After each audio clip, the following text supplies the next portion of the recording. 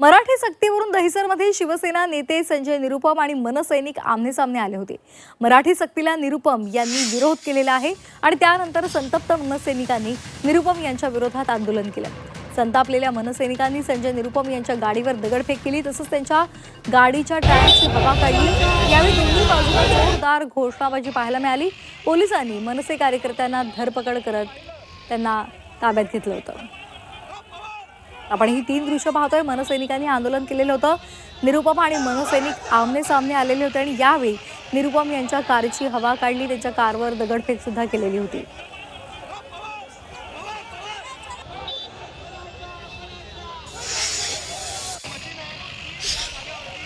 आम्ही गाली देणारे लोक नाही, शिवीगाळ करणारे लोक नाही।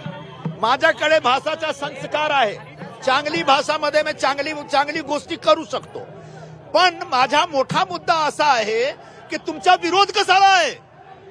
आम्ही पण मराठी भाषाच्या सन्मानासाठी, तुम्ही पण मराठी भाषाच्या सन्मानासाठी, आमची सरकार, आमचे मंत्री महाराष्ट्रात ऑटो रिक्षा और टॅक्सी चालणारे लोक आहेत, त्यांच्याकडून अपेक्षा करतात की तुम्ही मराठीमध्ये संवाद करा।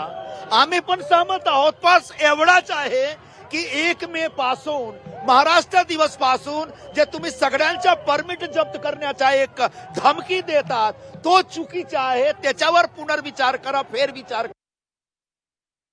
ही शिवसेना लुक्की आहे, यांचा काही उपयोग होणार नाही। ते संजय निरुपमच्या गाडीवर दगडफेक केल्यात मनसे कार्यकर्त्यांनी, होणार ना? तर तो विरोध करणार मराठीला आणि तो मराठीला तो चॅलेंज करणार असेल तर 100% होणार। त्याला काय वाद आहे? आम्ही नाही ऐकणार अशा गोष्टी।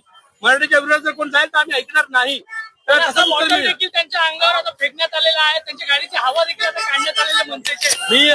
मला अभिमान आहे, माझ्या महाराष्ट्र सैनिकांनी हे केलंय तर मला अभिमान आहे।